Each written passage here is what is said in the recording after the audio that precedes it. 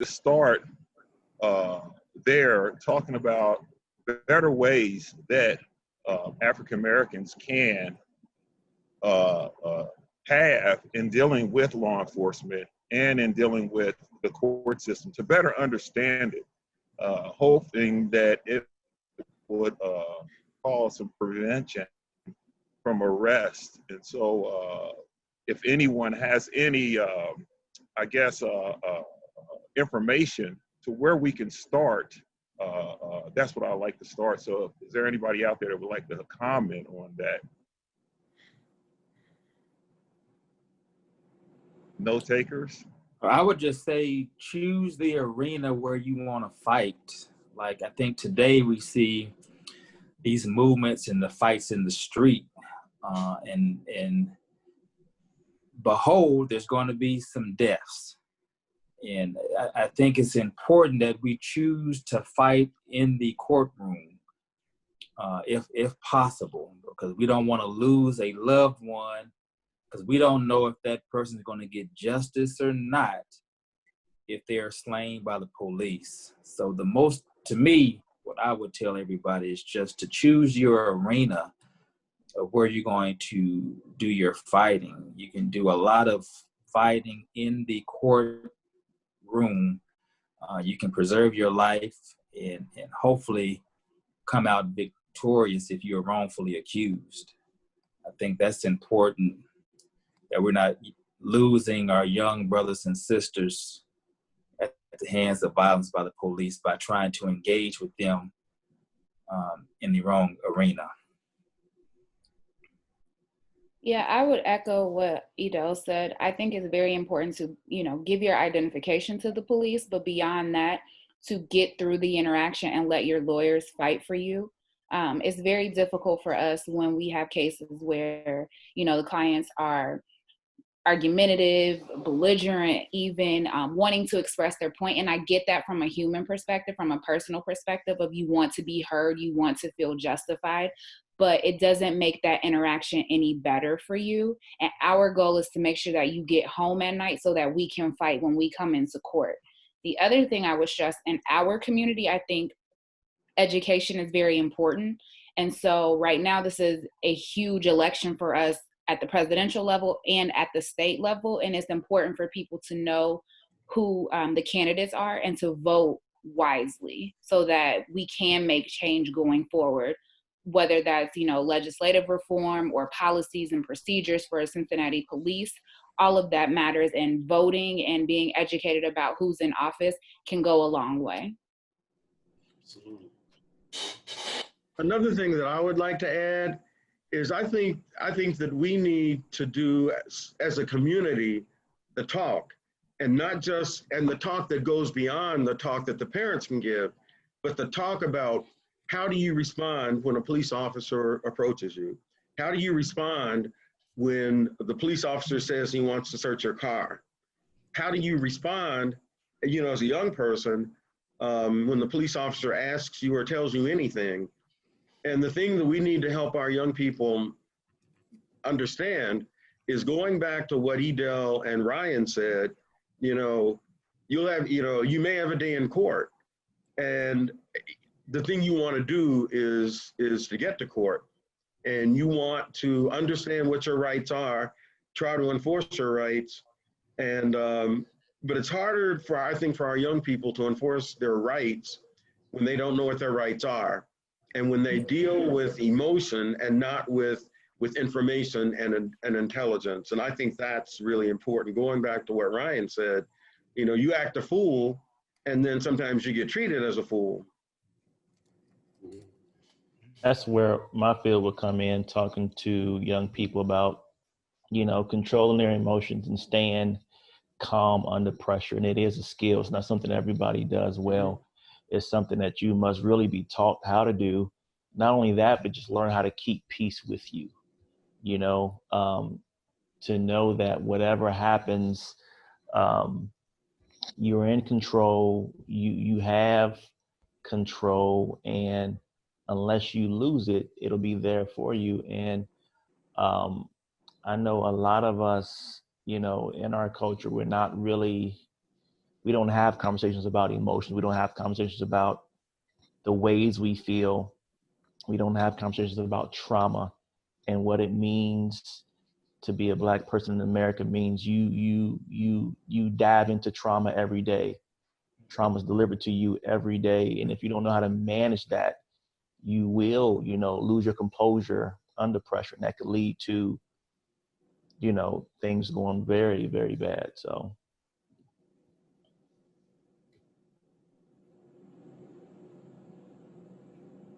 My next question I want to throw out there is, what are some of the things that we can do in the justice system to better prepare our male Blacks and our female Blacks, the African American teens or young adults that's coming up, give them information as it relates to maneuvering through the system if they make the mistake and they have to deal with the system?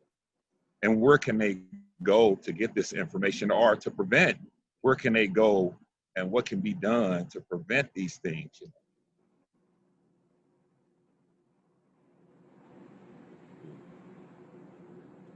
I mean, I would embrace going to a school to give instruction on how to interact with the police. With the educational system, their time is kind of limited of giving third parties access to their students. There's a lot that goes into that, so it's kind of difficult. I've attempted many times to go to high schools to instruct on your rights, what to say, what not to say, how to act, what's your demeanor, how to stay composed. But our educational system, unfortunately, is somewhat limited in time for where they can have someone come in. But that, to me, that's the best way to do it, to actually educate our young people. I know many a day I'll see Xavier students, they're coming to the courthouse to observe court proceedings. So private schools, they're taking proactive steps to get their students to see these things, but Cincinnati Public is I guess it's more, they're being more patient. Let me just say that in that regard. But I think that's the only way for us as professionals to help our young kids, is to actually engage with them on a regular basis. But it's hard to do.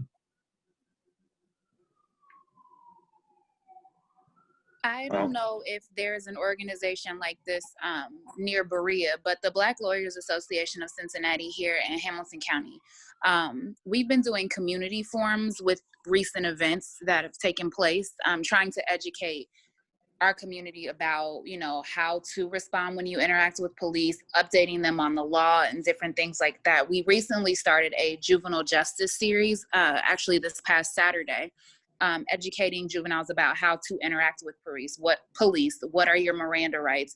There will be a session on mental health in the police, and also talking about the bind over process of, juveniles being tried as adults in cases. So if there's an organization like that near where you are, that might be a good opportunity to get some information and to get connected with people who can help. I know here we allow law students or, people from the community to be a part of the organization. So I would hope that an organization somewhere close to you all would do the same. My next thing is, this is for one of the attorneys that I invited.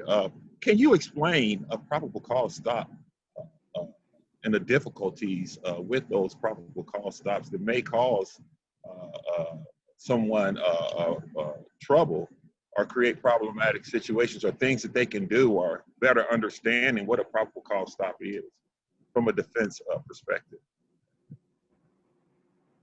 I am going to let Edel take that one because I am transitioning from my home to my car. I actually have an appointment at 6 o'clock, so I'm still here. I'm just getting in the car.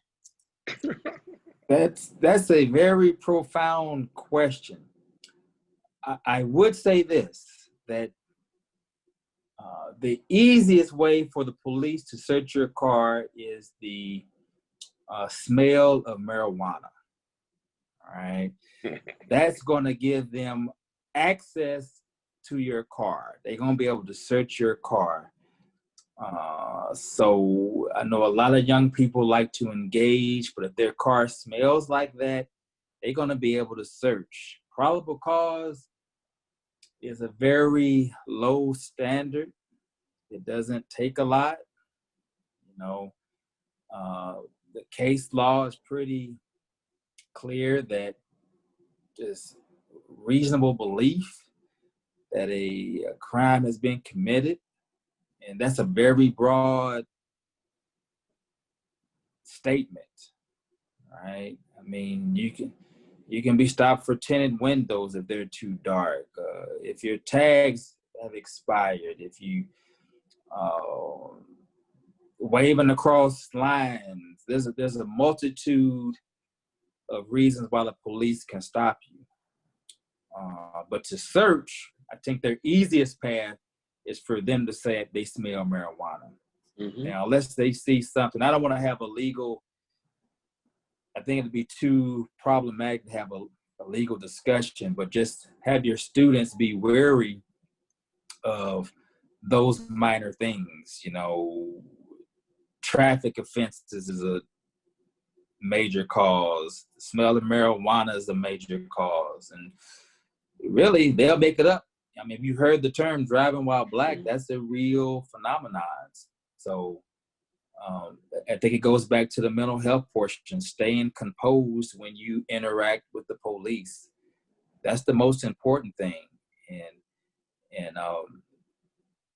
given, I guess, nominal information, don't answer the question posed and don't do anything else. Is probably the best advice that I could give. You know, do you have your driver's license? Yes, here it is. That's it. Don't say anything else. Don't try to explain yourself. Just answer the questions posed. Other than, can I search your car? No, you cannot search my car. So, but that's a very difficult question to answer, Jonathan. I hope I touched on it enough to give us some idea of what I'm seeing, of how the police, their tactics to harass young Black people. Thank you. If I can add in just a little bit, I think what's important for the general, population to understand is that probable cause is very different than beyond a reasonable doubt. And I think what people see on TV is the court proceeding, and they see the trial and they see this high standard of beyond a reasonable doubt. Probable cause is much lower than that. And so to Edel's point about not giving the police more to work with by going beyond their questioning or giving them consent to search when, make them do their job. If they need a warrant, make them get a warrant for it. And there's a way to do that without being disrespectful, but being firm and exercising your rights, because we have a constitution for a reason. Mr. Johnson, with your experience working in the juvenile system as a supervisor, what are some of the things that you saw or the difficulties you saw between communication with the young African Americans and the court system, if you may? You can pick anything you choose. That's,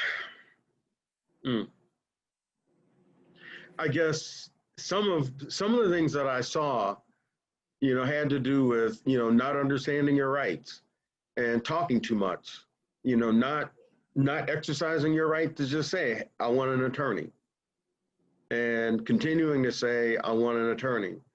And that happens, with adults, that you start talking and you think you can talk your way out of it, but the reality is you probably can't. And so, just, exercising your right to counsel and then shutting up, just leave it at that. But there's just so much more.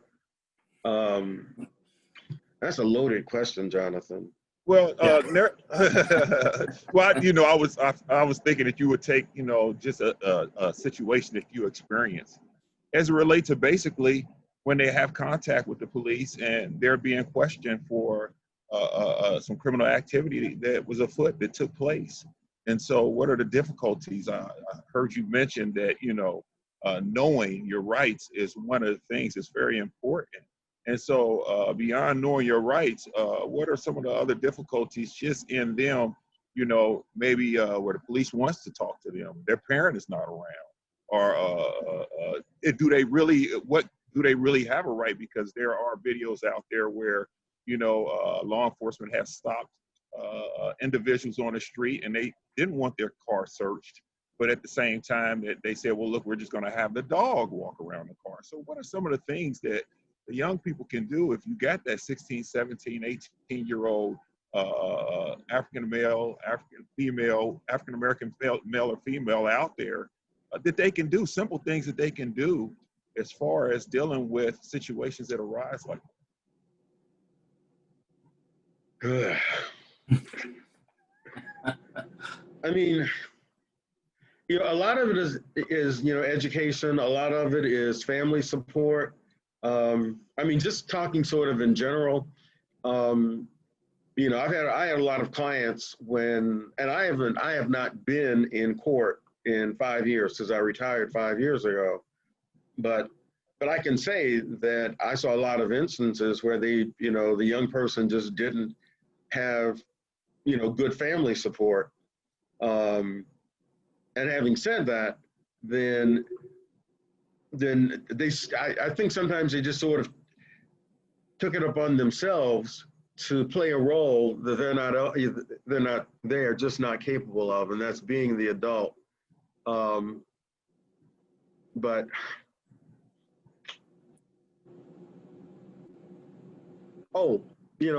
I think one thing that you see with youth and adults is this propensity to run. And when you start running, then if you take off running, then you're going to get chased. And somewhere along the line, there's going to be something. But I mean, when they take off running, and that's just never a good move, to run. But Jonathan, there's just a lot. If I may jump in here, John, David, from the standpoint of trauma and people of color, primarily African Americans, being slavery's children, and our experiences, our ancestors' experiences with those.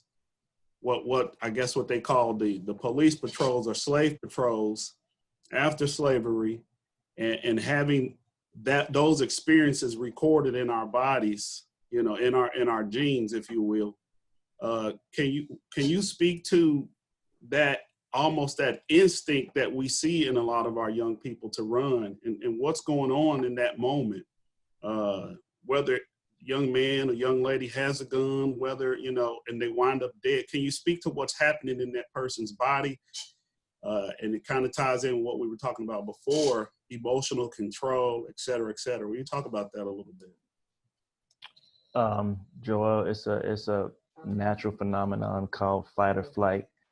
And basically, when you're presented with an opportunity, a stimulus that may jar you, rattle you, you go from the best way to picture it is, your brain is like this, and your brain has different parts, and they all talk to each other to keep you emotionally well, to keep you physically well. And when you become agitated, excited, afraid, the part of your brain that does most of the thinking goes offline. And the part of your brain they control now is the part that does the reaction to physical things. So a lot of us will just simply take off, we'll fight, we'll argue, we'll yell, because we're not really thinking clearly, we're not thinking slowly enough. And that is something that we have to take time to learn, and even get through the stigma of learning it, because when you talk about mental health, our community, we get real turned off. Everybody says, I'm not crazy. Yeah, you're not crazy, but we're all wired the same way. And if you don't understand the wiring will perform for you, basically. And you will go on autopilot, and you will revert back to the natural instinct of, the fight or flight, or even, a freeze. So it's a real thing that we have to learn and really engage with, to even understand our own minds and how our minds control our bodies, and that connection between, thoughts and actions and emotions. Because it's real, and it really could be a matter of life and death. And I can remember a quick story as a young person. I can remember growing up and I heard fight or flight, but I learned what freeze was too. I went to a college party at Ohio State, and I thought I was big and bad, and we was out there kicking it, and a 38 special got pulled out of my face. And in my mind, I was running. In reality, I was standing still. And my partner had to literally pick me up and carry me. And that really taught me something powerful.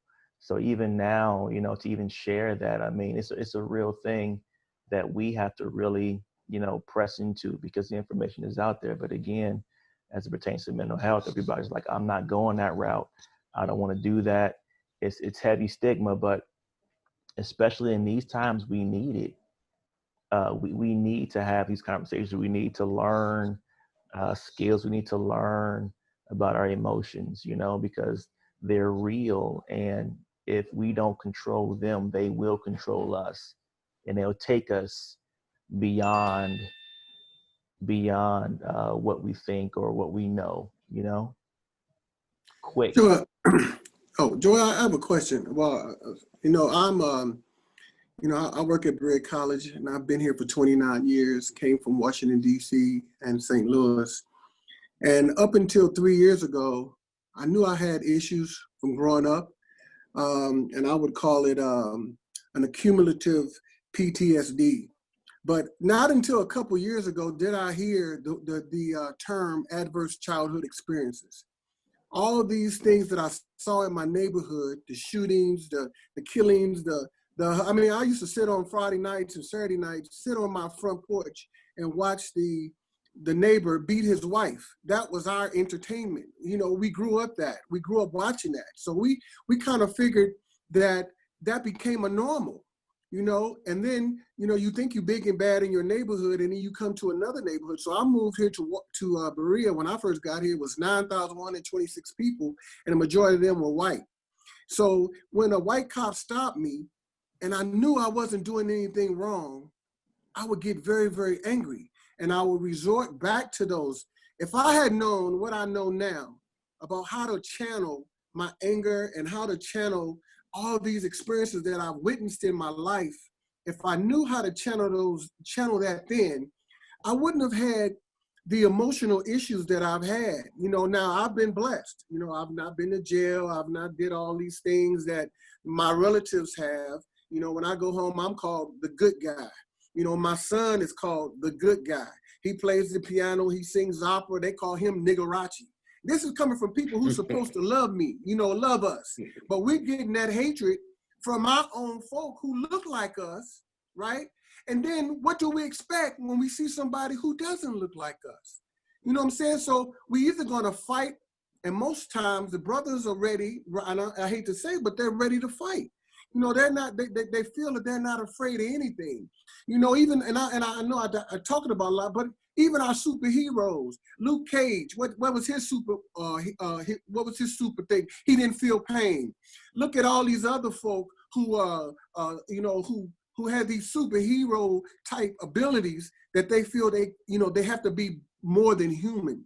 And so we need, as men today, I'm 63, we need you guys to help us and our young people to understand it's not a shame to shed a tear. It's not a shame to say I can't be the best all the time, but to keep working at it when you fail. And your condition that you're in now doesn't have to be your reality forever.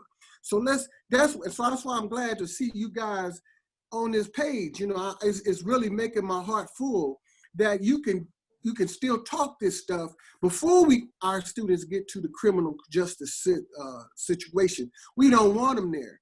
You know, we want to keep them out of there. We want them to be the best that they can be.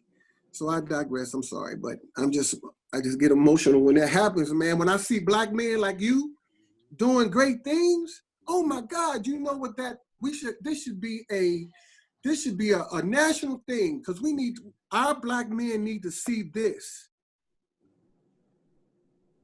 Thank you, Keith. Absolutely. Ryan, thank you so much. Dave, were you about to say something? John, I'm not taking this away at all. No. Go ahead. Go right ahead. Yeah. Mr. Bullock mentioned a powerful study, the ACEs study, like an ace of spades, the ACEs study, adverse childhood experiences. And it really identifies just how traumatic a lot of us grew up. Like you said, watching a neighbor beat his wife every weekend, it takes away the appalling nature of watching that, like, as a child. And a lot of us grew up in very poor conditions. And the bottom line is, the more you're exposed to that, the more it changes the very wiring of your brain. So when you see us responding the way we do, that's a big part of it. We grew up, I can remember, like he said, going to my aunt's house on Ray Street on the weekends, and we would watch the alley fights on Saturday nights. You know, you can see people attacking each other, shooting each other, dogs constantly barking, chasing people, biting people. And those things are traumatic and they hurt us. And a lot of us don't know how to say, that hurt me, but we'll act it out and we'll show you that I'm really hurting on the inside. And that's why you see me behaving the way I do. And that's real for all of us.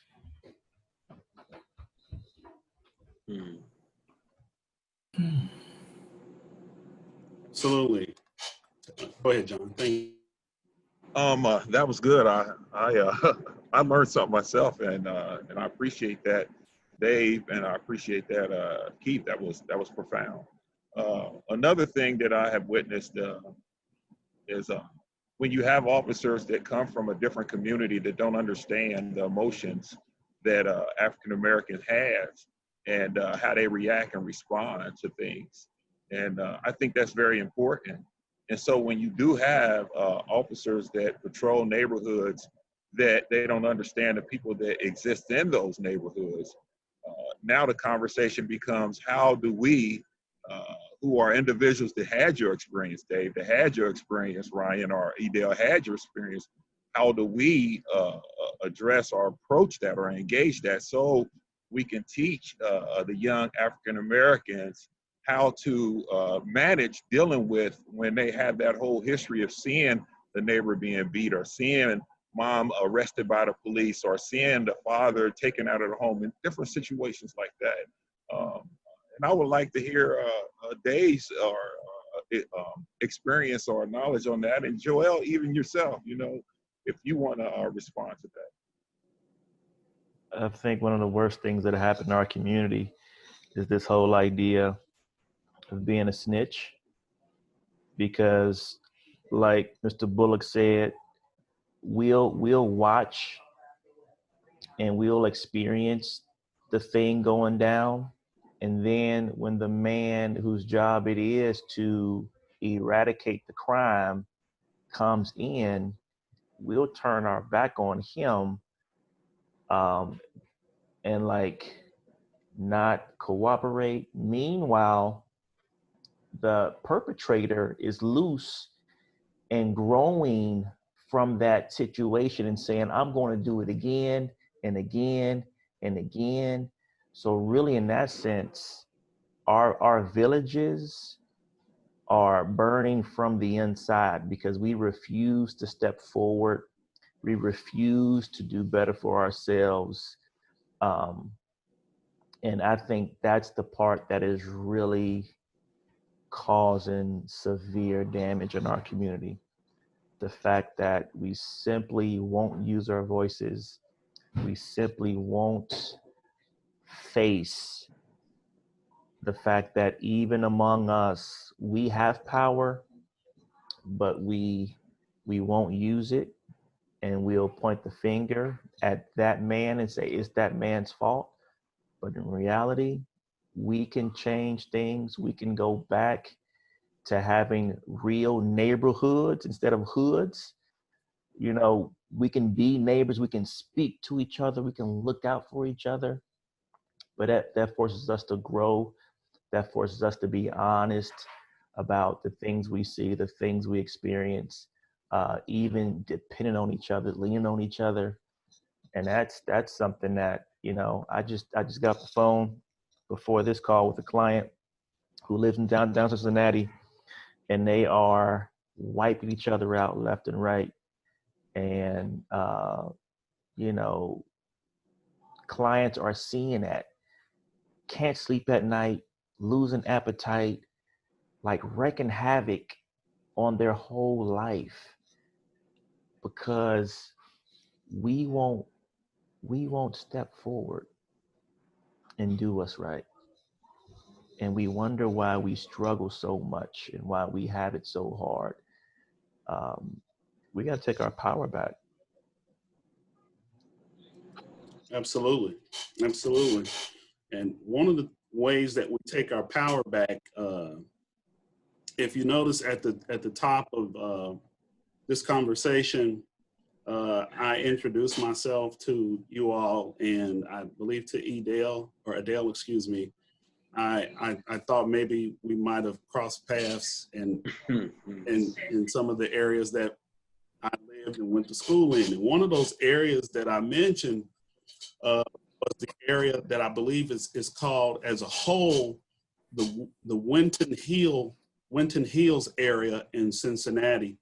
And Winton Hills is an area that encompasses several neighborhoods, but they're all looked at times as one large area in Cincinnati. So what I've learned to do is to own the fact that I come from that area and to no longer shy away from that fact. The truth is that place in some people's eyes was not and still isn't a beautiful place. And when we acknowledge the fact that we come from a place that had many challenges, where we experienced, like Mr. Keith said, and what Dr. Joy DeGruy terms as urban daily hassles.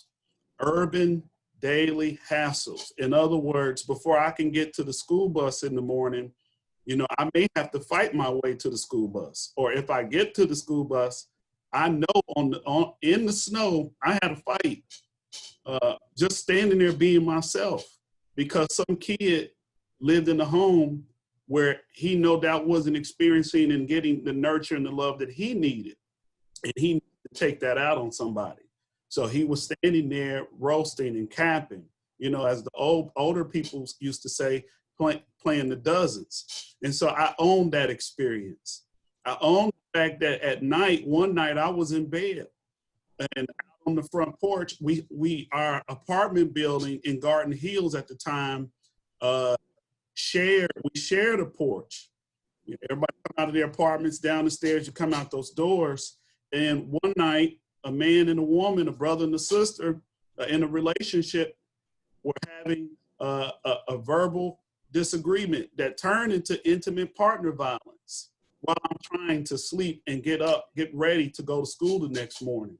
I have to own that, but not own it in such a way that I say, man, you know, that means I'm going to fight every time I go to the bus stop. That means as a Black man or a Black African-American man, the only thing I can do is fight. And you know what? He did not put his hands on her until she reached out to him and grabbed his necklace and the necklace snapped. Now imagine that. That his whole, a big part of his self-esteem was tied up in his jewelry, right? So what does that say to me? What is the messaging in that in terms of what's valuable? So what I've learned is I have to not only tell my story and with all of the bad, but also talk about what built us in those neighborhoods. Talk about the fact that we survived those neighborhoods. Talk about the fact that our ancestors, yeah, they were enslaved, but they made it and they held on as long as they could. They gave us a heritage of talking and song, talking through song and communicating. There were other people outside of Nat Turner that fought back, that said, no, you may engage my body, but you can't engage my mind. So even if, the point is we have to celebrate our stories as well. We caught the bus, we were on food stamps, we had hard times, but we made it. So if we can continue or will continue to have community discussions, as you said, Dave, build community amongst ourselves and teach our children the stories of the struggle, and not only the story of the struggle, but the fact that, yeah, it didn't kill you. It might have hurt you real bad. It might even broke your spirit, but you made it. Yeah, we've had loved ones to go to jail and been incarcerated, right? But like Mr. Keith said, somehow I was the one that made it out and didn't get incarcerated, and I don't rub my nose and snub the nose of my family members in it. If anything, we try to remember their loved ones and our nieces and nephews and try to model to them a better way. I'll stop right there. Thank you. I appreciate that. Another thing I want to say is another thing that I do see, that I have seen, is with the young people, they kind of accept the mentality of I don't care, a don't care attitude when they engage the police or the court system. They're not scared to go to jail, or they're not scared and not understanding what your freedom is and what it is to really be free, to make your own choices, and not understanding that, if you do time, somebody's going to be telling you what to do, when to go, when to come. And trying to get them to understand that you don't want to go to jail, you don't want to be arrested. And I think earlier, the superhero mentality that they pick up, and I don't care, well, if I go in the system, I'll do this and I'll do that. They don't see tomorrow. They don't understand that, 10 years from now, 20 years from now, that their life is going to be hindered tremendously. And they may have to deal with a history of charges on them that may not be able to be expunged. And so being able to get to these individuals to show them and try to explain to them what true freedom is. And another thing is, a lot of things that we do in the world, as far, a lot of people are intimidated of college or things like that. Maybe they had a bad experience in the in the school system, and whether it be the elementary school, middle school, high school, and to where they feel like, because I know that there are some friends I have that the counselors told them that they weren't good enough to go to college. I have experience where I went to a school and I was told that I wasn't allowed to go see the colleges that come visit because it wasn't for me. And so it's almost like they embedded in me this mentality that I wasn't good enough or smart enough to go to college and get an education. And so a lot of them think that it's not doable. They don't understand that you can pick up a trade, you can start a business. So being able to get to these young people to tell them that there are alternatives to the way you live right now, everything that you see, all this trauma that you guys are speaking about, that they don't have to, continue with history they grew up with, living in a certain condition. They don't have to follow suit with that. So I think that providing them with ways out, them being able to see and hear the stories of people that look like them, that made it through adverse situations to become a success, and not to be scared of a little toughness, a little hardcore things. I used to tell my son all the time, sweat blood, and I said, man, I'd rather sweat blood right now than do it later on. And I used to tell my son all the time that you're practicing and you're training for what you're going to be in tomorrow's world. And so the importance is getting them, whether it is dealing with the justice system or dealing with the universities or picking a career path or anything, there's going to be tough trying to change a situation, especially when things are habitual. And as Dave explained, how, you know, they grow up in these environments and they have this post-traumatic situation of distress coming from the things that they engaged, well, finding a way to break that. And so, like, Dave, please tell me things on your level that you do to try to break that mentality of these young people coming out so they can engage things. And then I also like to hear from Edel some of the. That's what I'm saying. I have a prior engagement, but Okay. I pray that we can do this sometime in the near future again.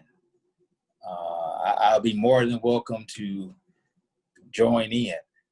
Sorry for the interruption, but everyone take care and be safe. Thank Okay, you for being here. Thank We you. appreciate Thank you, your Deb. wealth of Hey, knowledge. John, no, before Dave talks, I want to say something about what Jonathan was saying. One of the things that I did see out of my clients was a lack of hope. And the lack of hope is just broad. I mean, it's thinking you're not good enough, you know, thinking that you're not smart enough. But then the other thing is, you know, not having resources, you know, that you're, you know, in your hands. One of the things that I did when I was in the public defender office is I tried to get to know my clients. And for as many of them as I could, I wanted to try to connect them. If they said they were interested in whatever, then I would try to connect them with that. And even after I left the public defender office, a lot of the places that I would, you know, refer kids to in going out into the community and finding things, then I continued, and I don't know if you were still there in the office, Jonathan, but I continued as a volunteer who sort of worked in a social work capacity, not really dealing with the clients, but helping the other attorneys to try to figure out what are some of the community resources out there. But one of the biggest problems that I would see in my clients was just a lack of hope. Mm-hmm. But one other question before he starts. I was raised in St. Louis in my younger years, and I was doing very, very well in school. Then all of a sudden they started this grand experiment in St. Louis where they built this housing project called Pruitt-Igoe, and they moved us there. And my school went from a nice community school to this huge major school with so many folk, with metal detectors, with fights every day, fighting in the lunchroom. So how much of this, the stuff that we're going through, has been systematic over years and years and years, where we've been shipped to areas where we can't really grow to our potential, and then we forget what our potential was.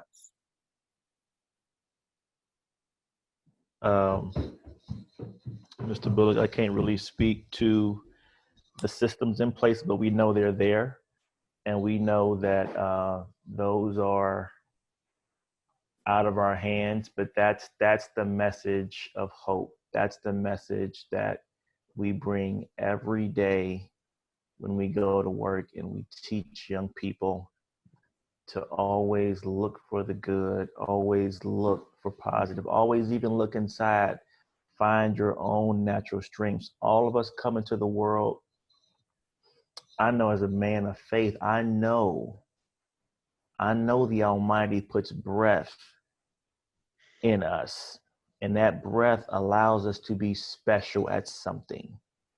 And it's my job to teach young people to find that something, embrace that something, and make it work. And like my brother John said, college is not for everybody. And yes, there are systems in place that they used against us to make us think that. But even if you don't go to college, there are other wonderful opportunities to make good, clean money. But again, the bottom line is teaching hope, what hope looks like. I am hope. When I walk into my school in the inner city, a 40-something-year-old man, married, 4 children, 1 wife, came out the mud. You hear me? went to high school, went to college, got 3 degrees, and I talk to my clients about that same thing. I tell them, I can do it, you can do it. It's a matter of you wanting it, knowing you can do it, and then setting your intention to do it. If that means you get out a calendar and write plans, if that means you take some pen and paper and write down your future title, if that means you write a story about your life that is coming, right? You hold on to that hope with both hands and you embrace it. And it's little things like that that we have to do. And I'm sure we are doing, all of us here, every day we wake up and we go forward, we're telling somebody else you can make it, because we're all still here, we're all still fighting. And that's another byproduct of hope, is resilience. Like Joel said, once you come through, you know, I can do it. And even when Brother Bozeman died, Black Panther, I know I didn't even know the man was sick. But what blew us away is that he was so sick, we didn't know, and we can look back and remember his brilliance. We can look back and see how he fought through and how he made us feel. And that those types of things take us forward. And again, we learn how to cope with some things, because while you have hope, there are some things that won't change for you. And coping says, if it don't change, I'm strong enough to endure. And that's something that you got to really be taught. You got to really get that deep on the inside, because there are some things we can't change, like even life and death itself. That's something that we don't control. But what we can do is control the things we can't control and let the rest fall where they may. Sean, Yes. right here. We have with us doctoral candidate and director of our new director of the Black Cultural Center, Miss Christina Gamble. We're so glad to have her here at Berea College, and glad to have her on this Zoom meeting with us. With respect to hope, Christina, how important is it, and hope and resilience, how important is it for our people to continue, and I won't say to start, but to continue to grab hold of our history and to continue to educate our children, our teenagers, and even ourselves? How important is that in order to build hope? Well, thank you, Joel, and I'm happy to be here at Berea and happy to be here this evening. As my son was walking back and forth, and when you mentioned, Dave, about Black Panther, before he went to sleep that night, when we heard that he had passed, he did Wakanda Forever. And in his prayers, he said, thank you for showing me that I could be a superhero.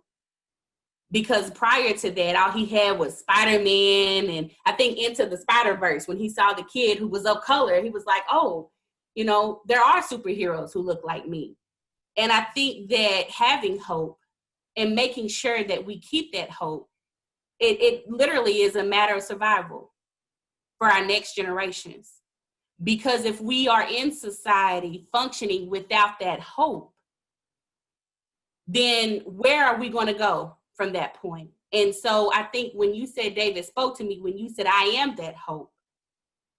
When we walk into those, we go back to our communities. I'm from a small town in Kentucky as well.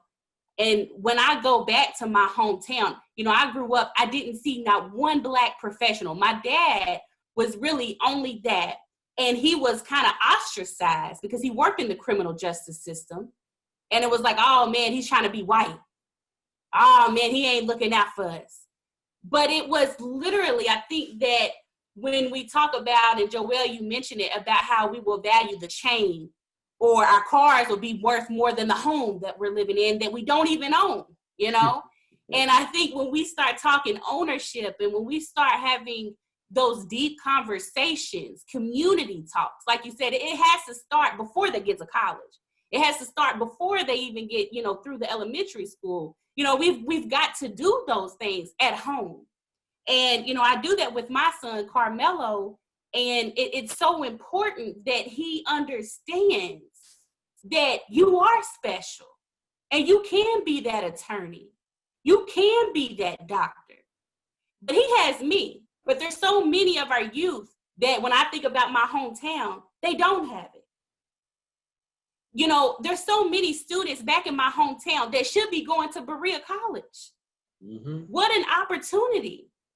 But they were told, just like I was told by the guidance counselor, maybe you should just consider going to a community college while you work in the factory like your mom did. And not that I'm knocking that, but when you're told that, I kind of took it like I'm going to prove them wrong. Mm-hmm. And I actually ran into, my old guidance counselor years later when I was, working on my thesis and my master's program. And it was like she was shocked, but I said, I want to thank you. And she didn't understand, but I was thanking her because it gave me the motivation. But there are some individuals that they don't have that. And when they tell them go into the factory, that's exactly what they do. Or they don't even do that. They stop that motivation to continue that junior year, that senior year. Well, why even bother? Education isn't going to take me anywhere, but education can be that vehicle for change. It can change generations. It can change, I tell people all the time that I'm a first generation college student. There was no fun for me to survive off on, for me to live off on, but it was the educational vehicle. That was my way of trying to break the generational curses. That was my way of trying to create the next generation where my son doesn't have to take out student loans. And so I think what we're dealing with at Berea College right now, and this really has lifted my spirits, and we would love to invite you all back because a lot of our students, we talk about being young, gifted, and Black, but a lot of our students feel like we're young, gifted, and under attack. That even when we're in college and we walk down the street to go get an ice cream, we don't feel safe. And so one of the things that I think that I would love to hear or to kind of to assist our students with is that they have this passion and they want to protest. I just got off the call, me and Mr.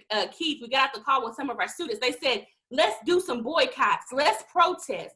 But a lot of our students don't know the laws, the rules, the regulations with protesting. And I've seen so many people to get hurt, to go to Louisville, and to not understand what they can do, what they can't do. So I would love, because it really is. I mean, when we think about the movement, when we think about in the 60s and even before then, I mean, you had to prepare. And so when you talked about, and I wrote that down about we have to, I think it was Edel, we talked about we've got to choose the arena to fight in.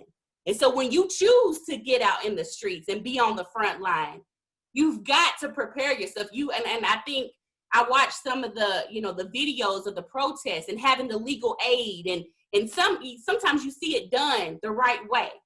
But there's so many of our students across America, from private to public institutions, that want to get out there, but they don't really know exactly what they can or can't do. They don't understand how to engage with counter protesters. So I know I've said a lot, but I just want to thank you all. And those are some of the things that we're working on as far as future programming with the Black Culture Center. That was great. I really enjoyed it. And I think it woke me up to something. And one of the things is trying, I know a lot of times we do a lot of focusing on individuals once they get into the system or make the mistake, but doing the job of trying to get to them before they make the mistake. And I think that's very, very important. And the conversation that we had that you were talking about, that hope thing is showing them through our example. I think being written a pistol read of men is the best way you can do. If you're an example, they see somebody that looks like them, that's a professional, that's budgeting their money, that can talk about finances, got a good financial portfolio, that goes on vacation with their family, that's family oriented, that that has a spiritual life, that spend time with their kids, that they may see the father and the mother out together going to an ice cream shop, little things like that. And so I think all those come into play is creating these things, showing them these things, but using the tangible examples. You know, we can speak things, but people learn by what they see, because all our life we've heard stories of this and that, but we need, you know, examples. And that's one of the things that I do. I try to be an example. Me and my family, we try to be an example. One of the things me and my wife and I, we do is we try to promote that you can have a successful marriage, that you can have a relationship, you can have a successful family, you can work out your problems. Marriage is just like anything else. It takes work. When you have two individuals coming together to become one flesh, both of you have baggage. And so you got to know what baggage is good. It's almost like going to the airport and you got too much stuff in your bag. You got to get rid of some so it can fit in the slot so you can get on the plane and catch the plane to get to your destination. Where I look at that as it starts with my marriage, my family home, what I create in this house. And once I create something solid in this house, then the kids are going to grow up after that and they'll be able to achieve certain things. And then when I have families or I have kids that may not have those examples, I try to say, well, just because you don't have that example don't mean you can't achieve this, and giving them that knowledge. So I think it's so important for us to actually get to these individuals, because if I keep you productive, then you won't commit a crime. You know, one of the things I did with my son is he played 3 sports. Not only did he play 3 sports, he was in drama. So he was so tired that he didn't have time to go out there and, you know, do anything to get himself in trouble.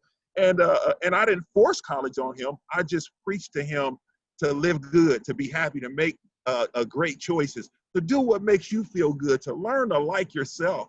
And so I think all those principles are very good things to do to engage these young people on before they get in the system, because now when they get in the system, what's going to happen? They're going to have a distrust for it. And then when they have little complications as it relates to reestablishing themselves back in society, then it's going to be a bigger fight.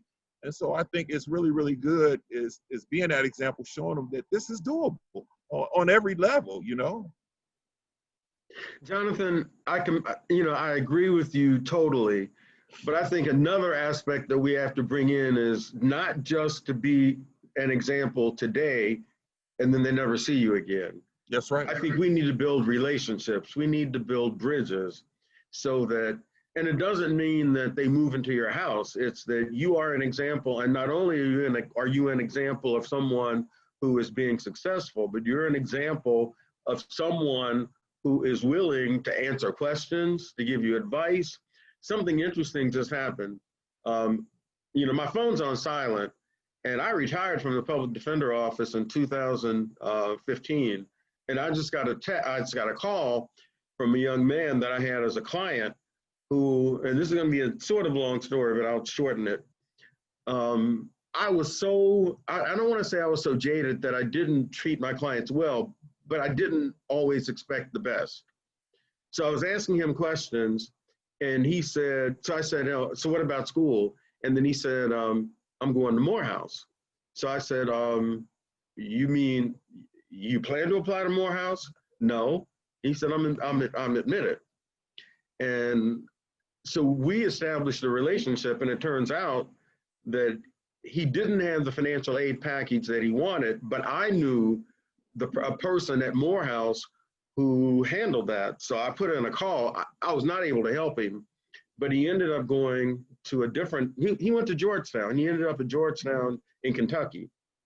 But we've established a relationship that remains to this day.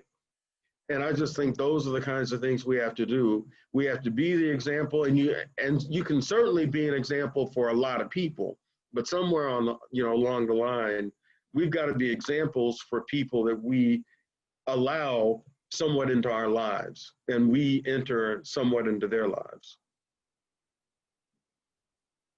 I agree. Frank, did you want to jump in?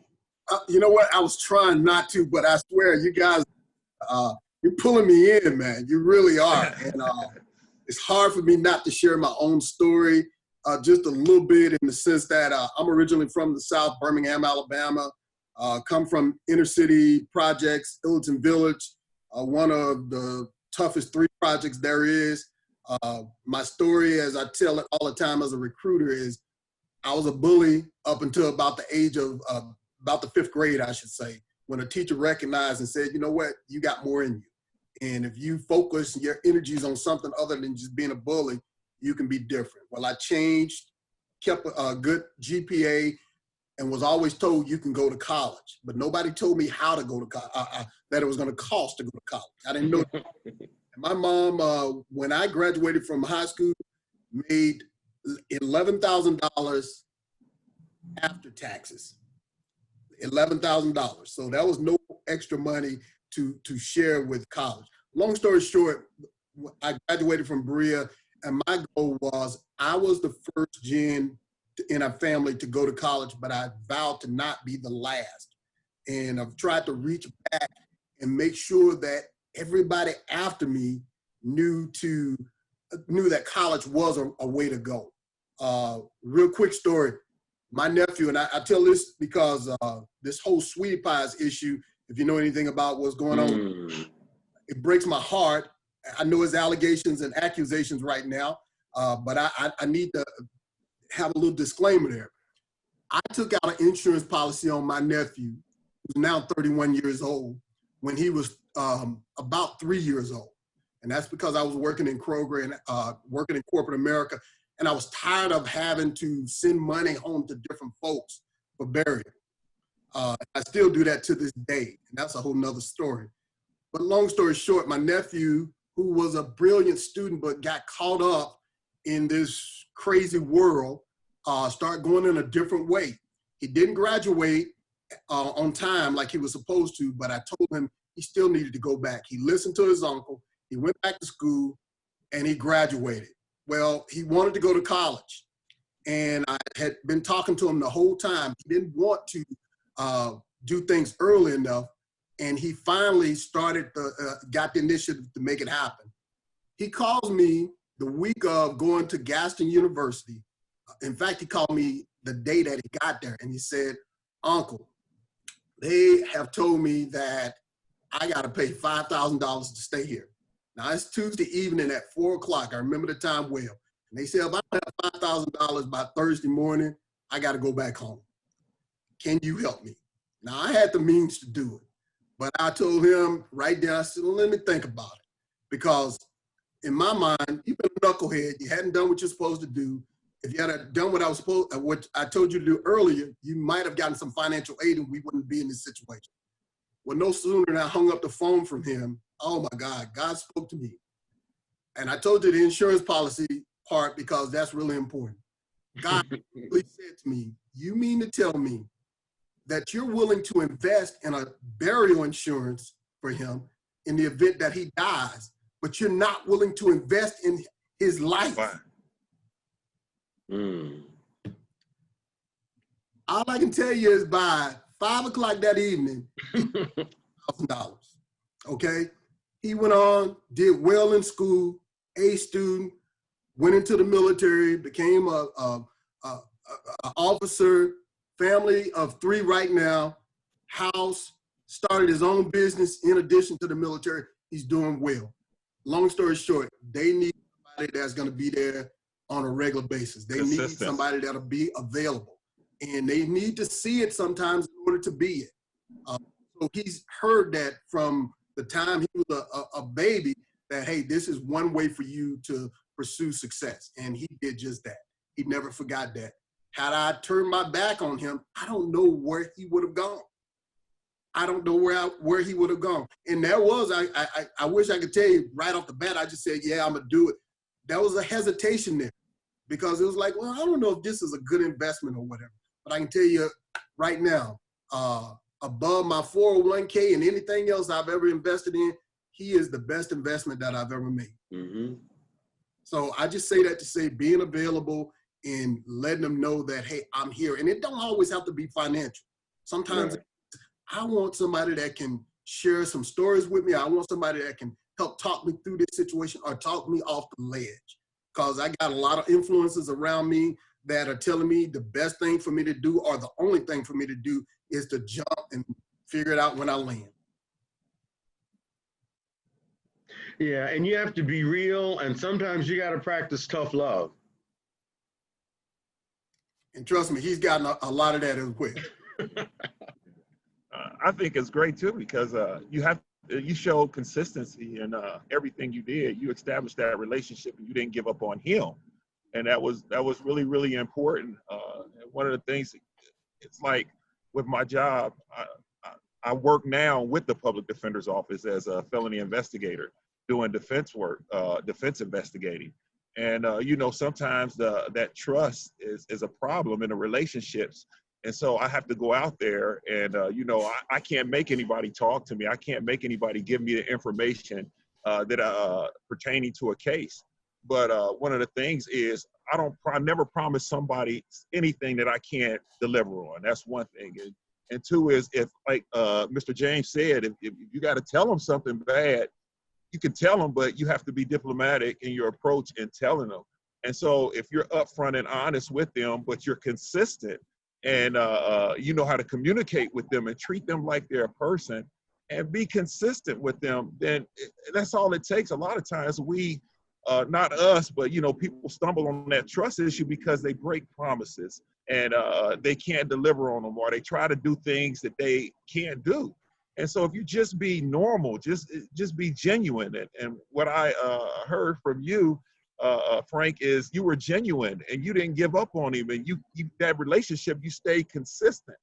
And that's a wonderful thing. And there's been a lot of cases that I worked on that I was able to get information to help the client when he was innocent, because people were able to trust me, because when I came to them, I was nice, my approach was nice, and I didn't promise anything. Even in talking to the client, I never promised the client something that I can't deliver on. And those things are really good values to have when you engage people or you deal with people, is in establishing trust. I would like to connect with something Frank said at the end of his story. He mentioned influence. And one of the things I know a lot of our young people are struggling with here at the school, I hear it, but just in general, are that they're sometimes like in that ambiguous place between, okay, I see a good model at my school, say Mr. Smith or Jane Doe, but at the same time, in my local neighborhood, in my circle, my uncles, my aunts, or my older cousins, or the street hustlers, that a lot of our young people are connected to, they have a lot of strong influence in that person's lives as well. And when a student is hungry, or when a student is being harassed by the police or misunderstood. And here's another thing I'll throw in here, these safety officers at school, and the bias that's sometimes there, and that person's being singled out. Who's going to win? Which influence is going to win? And so the person that's working with that child, Dr. DeGrew suggests, you got to get to the influence. And sometimes that's tough for us to say, okay, I'm going to make time in my schedule to keep this relationship strong. I'm going to make time, and I'm going to call your mother, or I'm going to drive to your neighborhood and talk to that drug dealer, talk to that hustler, or find out if we can talk to the uncle and say, hey, okay, Joe, we both have a vested interest. And I know you trying to swing little man this way, or you trying to swing the young lady this way, and keep them in the family businesses, if you will. But, how's that really working out long-term for everybody? And since you have a vested interest and I have a vested interest, we both want this young person to do well. Will you help me help this person? Because a lot of times, you all know it, there are people who knew who we were before we knew who we were. There were people that would not let us get caught. I mean, I had a guy, and this almost brings me to tears, man. I was doing, made counseling my career, I had, went to grad school and I did an internship. There was a brother in there. He's only a year or two older than I am. Smart guy, come from a nice community. Father was on the police force. Grandmother, I mean, he was raised. All the houses that the people that he lived around were his family members. So we would say he had no excuse. But the war on drugs and the influx of drugs and crack cocaine in the community was so strong, right? And he said, "How did you not get caught up in this? How did you not get caught up in it?" And for a minute, I was almost stupefied because I to be honest, I almost didn't know how I didn't. Because it wasn't in my family, like it wasn't in my neighborhood.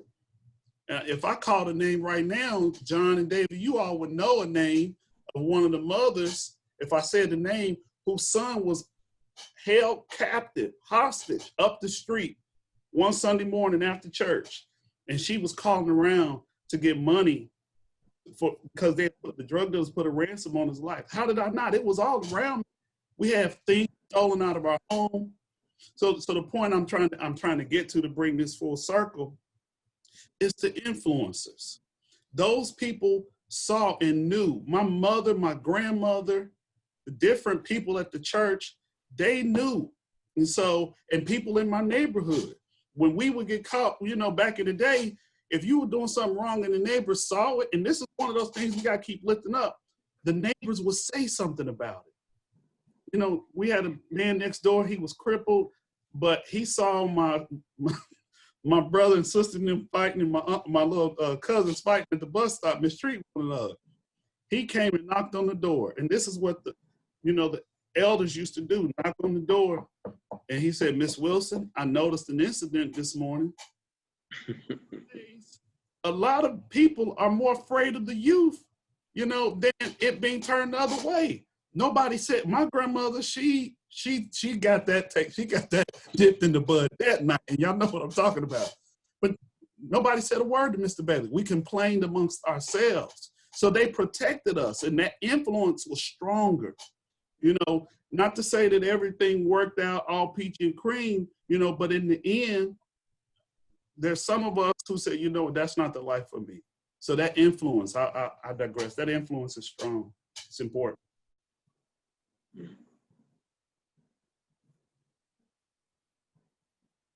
I'll tell my quick story. Growing up the same way, being now an adult child of divorce, and while my parents was going through the divorce, and mom remarried, so literally overnight I gained a whole step family, blended family, went into it, had no preparation, no nothing. And I was at Withrow, graduated, woke up in the middle of the night one night, my stepbrother was cutting crack on my TV. And I turned over and I said, am I going to get up and cut this crack with him and go make this money? Or am I going to go to bed and go to college in the morning? Y'all know what I did. Because even in that moment, I knew the money, but I also knew what I had been taught. And I knew nothing about that life. And I wasn't willing to take that risk. I know some are, but that's my story. I saw it being cut on my TV, and I knew it was a whole life connected to it. And I wasn't willing to do that. So that's one man's story. I got something unique that I'll share. My story wasn't like that. I went to private schools, high school, and it was predominantly Caucasian schools. But even though it was a lot of resources there and everything like that, sometimes parents can feel like that just because a school has a certain history that they can just drop the kids off there and they don't have to worry about if they're being educated or anything like that. And so it's nothing, nothing on my parents' part that it happened, but they dropped me off at school. And in that school, I had a lot of problems because I couldn't be proud of how I looked. I couldn't be proud of the color of my skin. You know, from being called names and pictures being drawn and they're sliding under the desk and everything like that. It was like I was embarrassed of being who I was. And so identity crisis took over. And so the whole time I was at that high school, it was all about trying to fit in and not trying to, you know, get skill sets to learn, to be taught. And so fighting that battle and then actually, you know, having a guidance system, but they're not telling me how you're going to maneuver through college.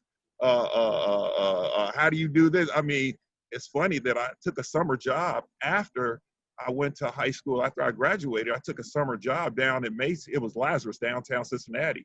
And on the balcony, they had a college program, and the lady, she taught me over the summer how to go to college. Now, how is it that I went to one of the best schools in the city? You know what I'm saying? So the problems, what I'm saying is the problems can happen on every level. You can grow up in an environment where, you know, you have some adverse situations, or you can grow up where you think everything is provided, but because of that expectation, you don't do that extra thing that you need to do as parents to make sure that your son or your daughter is getting what they need to go to the next level. And so it caused me a lot of problems years later. And so I had to do catch up. And it just so happened that God was merciful to me, and he put me, I made contact with a lot of people that helped me to make up those lost years. And so what I'm saying, at every level, there's problems that our kids can face that can create, you know, trauma. And as you taught in at the social, Joel, that trauma can do what? It can lead to other things. And so that's very important. I just don't want us to think that the problems only exist in those areas, because me graduating from one of the most prestigious schools in Cincinnati, I had partners that graduated from what you would call struggling schools, and they were 10 times ahead of where I was. And they would tell me, how is this?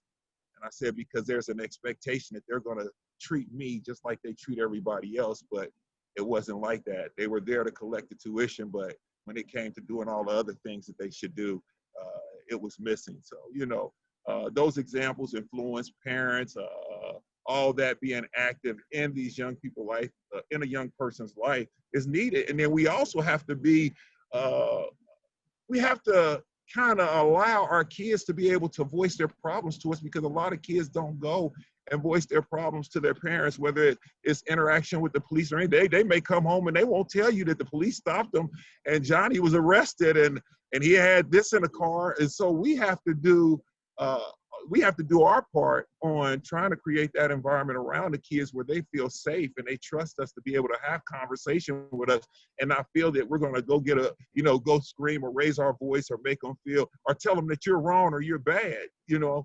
And so I think that's also important. And I think for our generation, it's important that we show and continue to show vulnerability. If we don't teach children how to be vulnerable, they won't do it. It's our job as parents to teach children what it means to have real emotions. Not just always anger, but, you know, sadness. My children have seen me cry. I thank God my oldest son has seen me graduate college 3 times.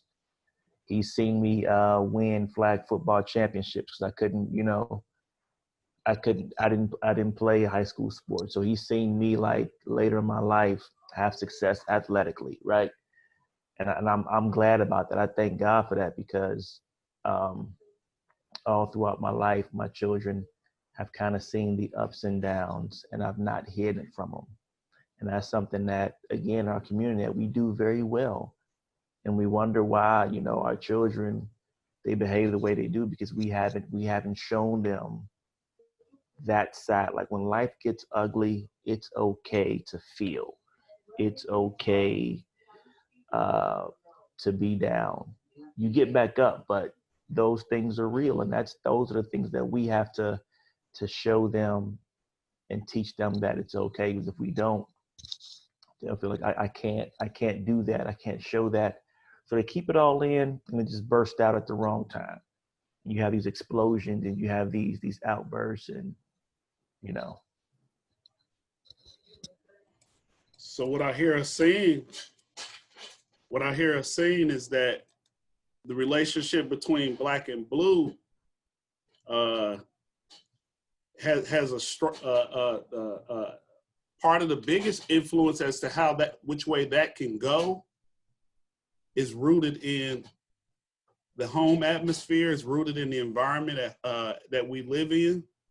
If y'all can correct me if I'm wrong, it just seemed like this conversation has naturally come back to also, okay, what's going on at home?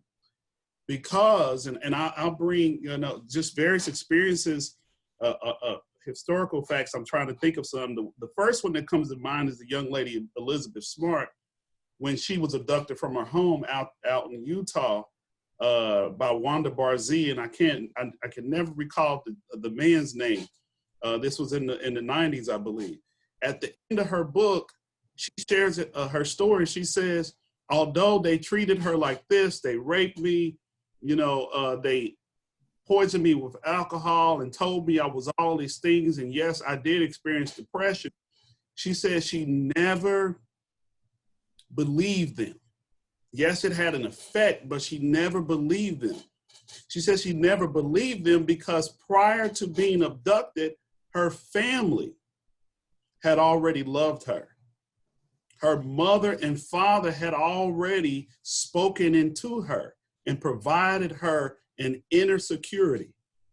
And so I bring that back to this conversation, the relationship between Black and Blue, even when we're experiencing these daily urban hassles between and being oppressed, at the end of the day, what's going on in the home?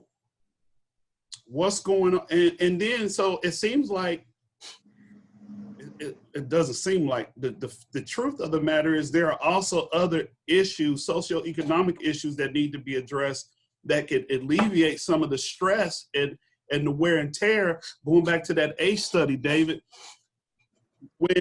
when Dr. Nadine was using that information to help get this work off the ground, she was treating the children out in one part of San Francisco. She's a pediatrician. And she kept saying they would treat the children and the children get cured, seemed like they were cured of asthma for a season. Then all of a sudden they'd be right back with the asthma attacks, same health issues and disparities that were going on would come right back. And she couldn't get it. And so, long story made short, she heard of this ACE study, she combined it, she started treating and looking at all and seeing that all of these children had these similar issues going on, right? So they started treating the children for those issues. Well, what they found was they had to start treating the parents. They had to start treating the parents because the child, even though they were receiving good attention at school and good attention at the doctor's office, they would still, once again, these symptoms would pop up. The parents couldn't focus on the children and help heal the children because mama at times was at home being beat by her boyfriend, or they didn't have food to eat. So she began to partner with other agencies and they started taking the counseling sessions to the parents' houses. They started providing transportation and helping so that people can get to the food shelters and banks and things like that. So I hear a part of this conversation seems to be rooted in going back to what we know, that when it comes to the relationship between Black and Blue, yes, we should hold police and our judicial system accountable, but we also need to hold our communities accountable. Not just hold them accountable, but also have empathy to the fact that so many of our communities have been broken and hurt. Every time we try to get up on our feet, there's a urban development project. And I did some research, just going on here a little bit, about where I came from. I took a Dr. DeGroo's class for these past 3 or 4 months. One of the things that we had to do was read about land renewals and urban leagues and how many of our communities, we get shifted around, like over the Rhine in West End downtown. That used to be, before it was a predominantly white neighborhood in the 50s, late 50s and 60s, it was an African-American community. And one story the gentleman shared, that they were kids in school, and the kids heard a construction work being done, and in days, their neighborhood, while they were in schools, were being torn down right before their eyes. Eventually, that same school that they were in was torn down. That's traumatic. That hurts. And so, empathizing with the fact that there's an entire set of systems that are pointed against our communities, but yes, okay, let's provide resources, let's help, so that some of these adverse experiences that are causing automatic reactions in the child's bodies, in our teenagers' bodies, don't have to take place. And another point I wanted to ask Mr. Johnson, because is with regard to the SWELL program. I just did a brief reading in the amount of time that I had to look at the website, and it says that you created that program back in 1988.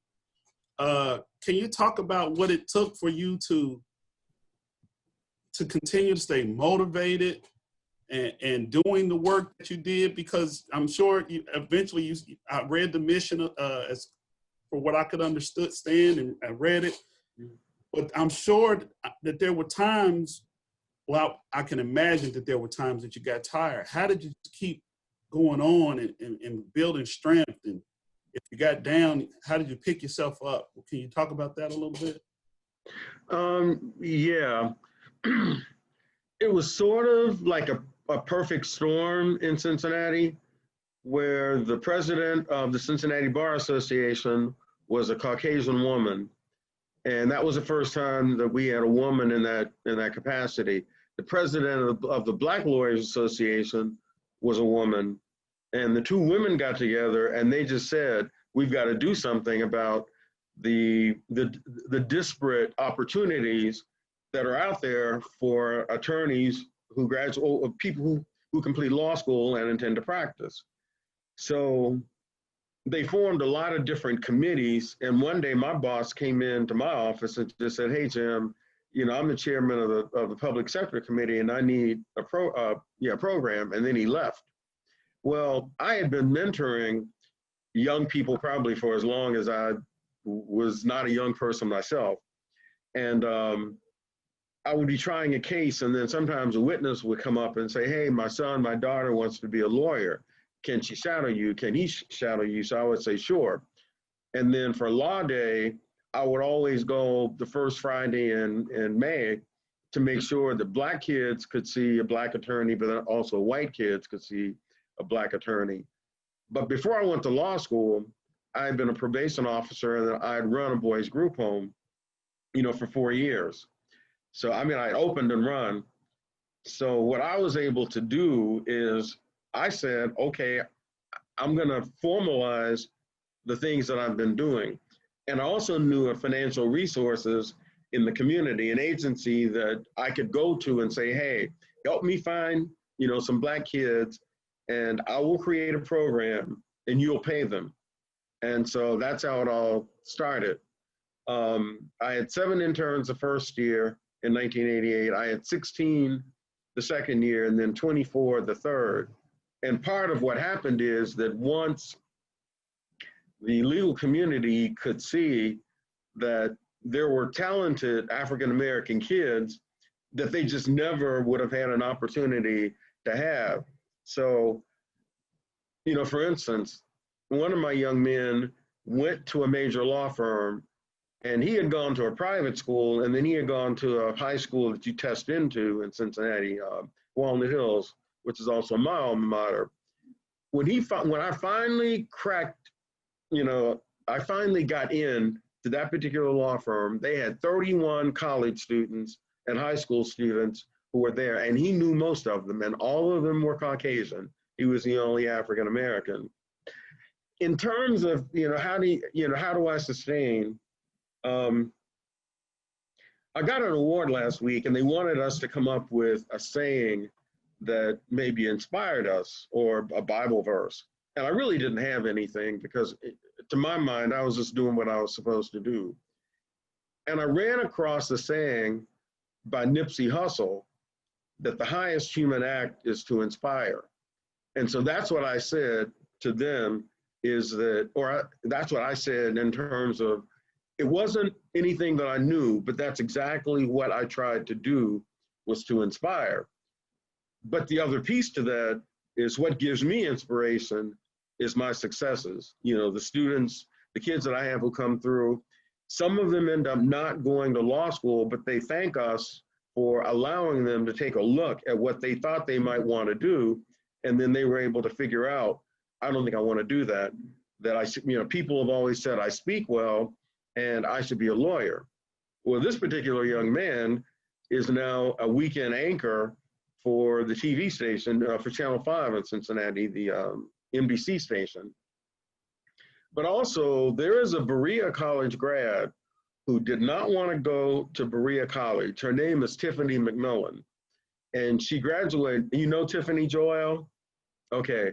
She didn't want to go to Berea, but among the things that we teach is, you've got to be dollar smart. You don't want to go away to a school because you want to go away to that particular school, end up in a ton of debt, and then you cannot incur debt, or you're afraid to incur debt then at the school you want to go to. So Tiffany went to Berea, and she wanted to go to Chapel Hill. And because she graduated Berea debt-free, she took on her debt as, at North Carolina. And she graduated, and now she's a managing partner of a major law firm in Atlanta that also has an office in Cincinnati. And I invited her to join us today, but she had some kind of client something going on, but she does want to be a part of it in the future. So how I sustain, and what I said to them is that when a Tiffany McMillan graduates law school and starts practicing, that inspires me. When a young man who was struggling to make partner in a law firm texted me the Saturday before the program and said he had made partner, and he was prepared to walk away if he didn't make partner, that inspires me. So, and my thought is that if I didn't get the inspiration of people experiencing success, then I would have stopped what I was doing here and then tried to do something else. So, and there have been times that have been rough, but the rough times haven't been the young people. It's been coming up with financial resources, because everyone, and we had 45 interns in the summer of 2019, and all of them are compensated. Some of them we have to come up with the money to compensate, but then law firms and corporations pay them. The person who owns the law firm that Tiffany manages told us, and he's also an alum of Swell, he told us he wanted us to come to Atlanta. So we went on, and every year we would go on a visit to law schools, but that year we were gone in 2019, and he paid for everything. It probably came at about $25,000, because we ended up staying in the Westin Hotel in Atlanta for 3 nights. But then the thing I wanted was to get to Montgomery and to go to the Lynching Memorial and the Legacy Museum. And we were able to get him to pay for us to have an evening in Montgomery, an evening in Montgomery, to then go to the museums. And that's exactly what we did. And it was really an eye-opener. But seeing some of the tears, because they saw things that they had sort of heard of, but they really couldn't picture it until you see all those monuments that showed that when they lynched a man, they often lynched his wife, the grandmother, the children, including infants. So their response to that, having an opportunity to teach, to show them that, and then them moving on, to do big things. That's what inspires me, and that's what keeps me going.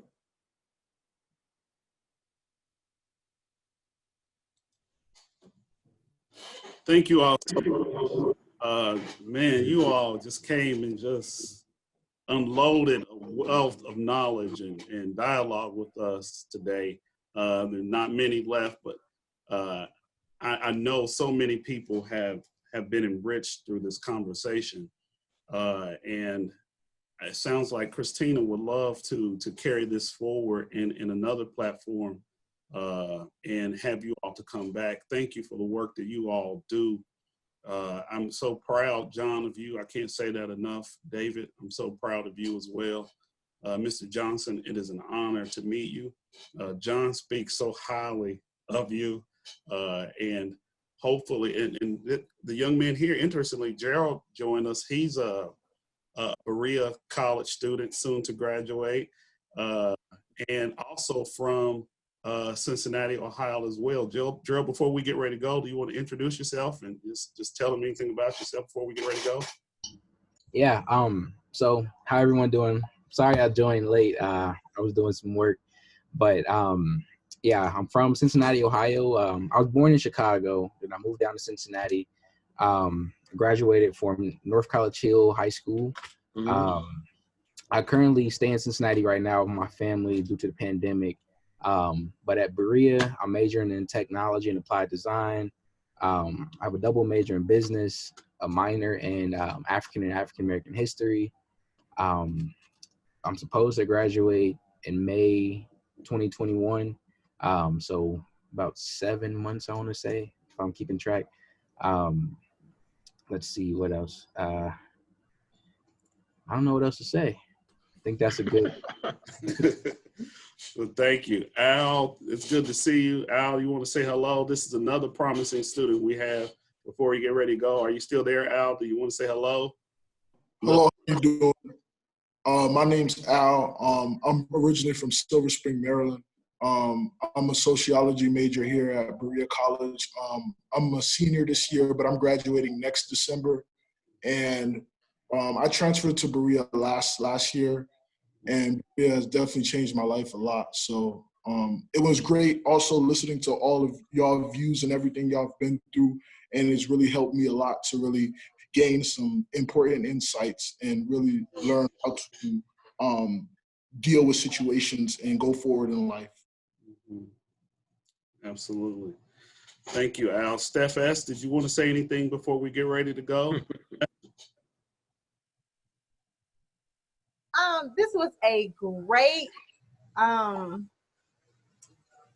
seminar for me, and I did learn a lot, and I have an 18-year-old son that's attending Georgia State University.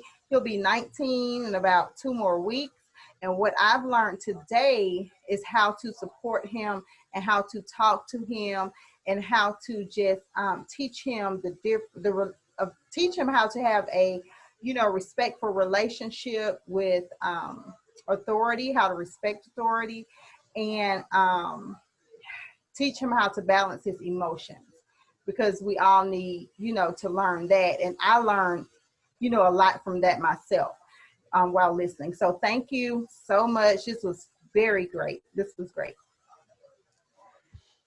John, you want to close us out, sir? Oh no, it's I had a lot of fun, and I enjoyed the comments from your colleagues at Berea and the students there. Just want to say to the students, no matter how hard it gets, just continue, get that degree, achieve the goal, because you're practicing on what you're going to be in the future, and always know that there's other people watching you. Don't concern yourself with yourself, because people who don't think, they're watching you. And just like I was impressed with both of you guys and how you shared your information about how you shared your career path and everything like that, there's other younger people that they see somebody that look like them saying engineering, sociology. Those are words that may be too big for them because of the environment they grew up around. The environment may have told them that they can only go get a job at a restaurant. Now they see somebody that looks like them, that is talking about engineering and sociology. That's exciting. So just that alone is enough. So if you could save one, remember, leave the 99 and go back and get the one. Even if you can get the one, that is good enough. Your work is not undone. So you're not only going to school for yourself, you're going to school for those other individuals, your younger cousin, even your uncles, your older uncles and aunts. Don't think that they're not looking at you also, because you guys are influencing them. Keep it up. And to Dave, I've always knew that you were together, your experience, you know how to jump over hurdles. Your life alone is an example that needs to be heard in the world. And I've learned something from you. I appreciate you taking time out to join us. I have much gratitude.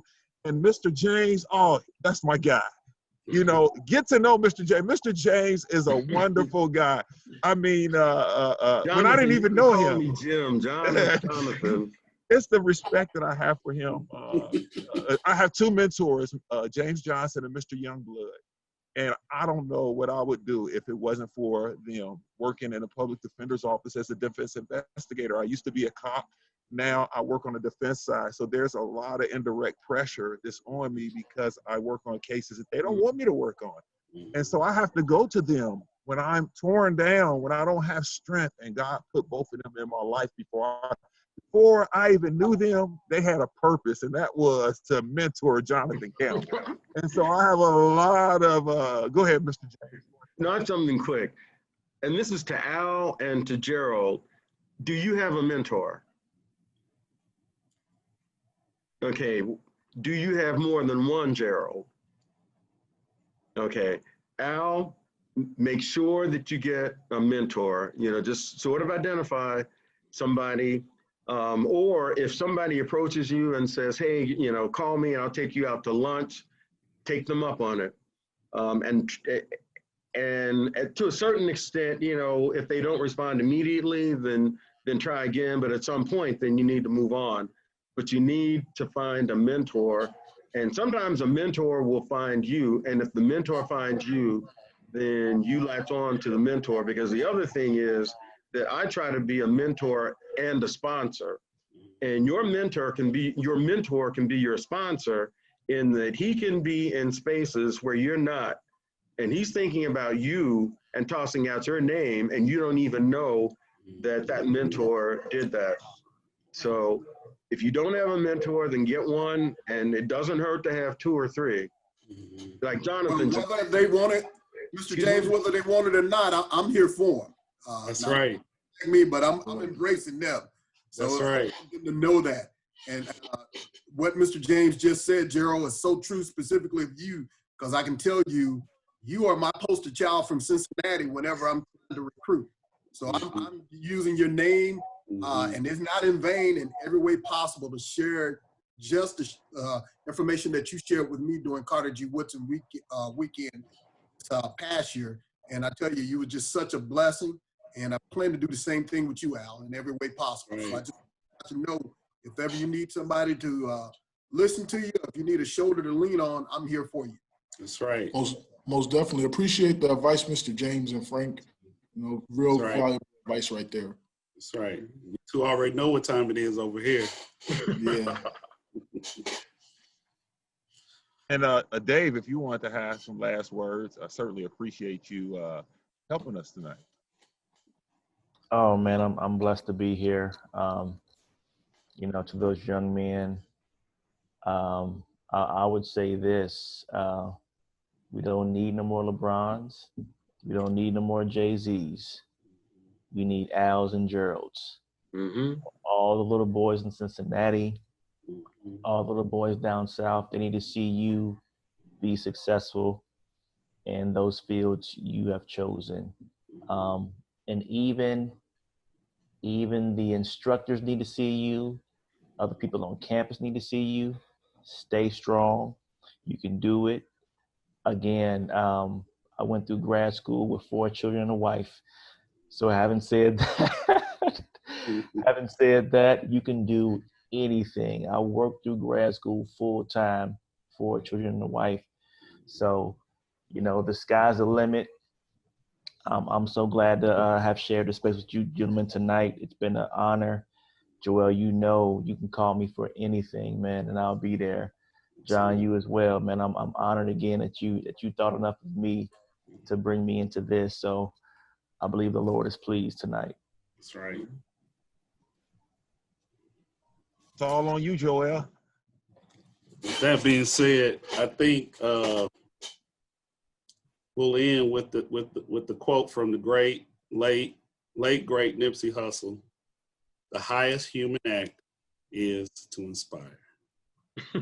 All right, take it easy. You all too. God bless. Good night. Good night.